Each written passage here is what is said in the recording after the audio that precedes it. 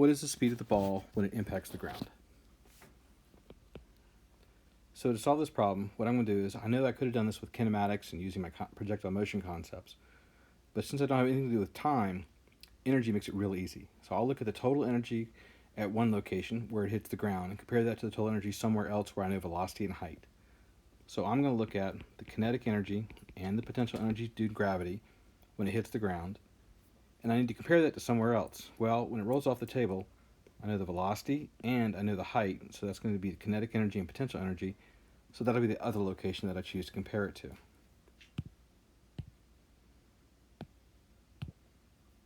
Alright, so I'll explain that I'm using conservation of energy mathematically by writing this symbol. Summation symbol, energy, tabletop. And that's going to be equal summation symbol, energy to the ground. At the tabletop, I'm going to compare two energies. So at the tabletop, I'm going to do the kinetic energy plus the potential energy. On the ground, I'm going to compare the same thing, sum of the kinetic energy plus potential energy. So at the tabletop, I'm going to look at it and see which of these energies go to zero.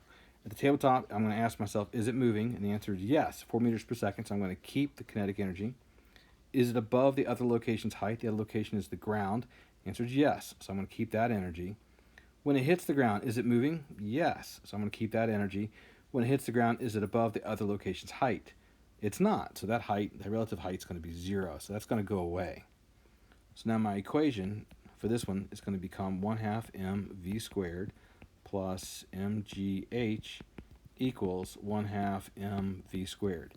Now, I've got 1/2 mv squared on both sides, and it looks like I could erase it, but I cannot, because on the left side, that velocity is at the top of the table, and on the right side, that's a different velocity at the bottom of the table. So I cannot do that. Okay, next step. I'm trying to find the speed at the bottom, so that's going to be the v on the right. So I'll multiply both sides. Let's see what I want to do. I want to get rid of the masses first. So there's a mass in everything, so it's going to go away.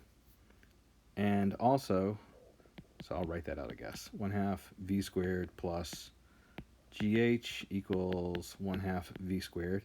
Multiply both sides by 2, so the half goes away, and the 2 just appears over here, and this half goes away. That gives me v squared right there. And then I'll square root both sides. So I'll take the square root of this, get rid of that squared right there. So that's going to be that. And then I'll put in my numbers. So v is equal to square root velocity at the top, which is 4 meters per second squared, plus 2 times 9.8 meters per second squared times the height of 1 meter. All that square rooted. And when I do that, I get an impact velocity with the ground of impact speed, of 5.97 meters per second. It's not a velocity because I don't know how fast it's going. Even though I'm using v in my symbols for energy. Energy is a scalar, it doesn't have direction. So it's not a velocity, it's actually a speed. So that's the magnitude of the velocity, which is 5.97 meters per second. Wow, that was a lot easier to solve than what we used to do with kinematics and projectile motion concepts.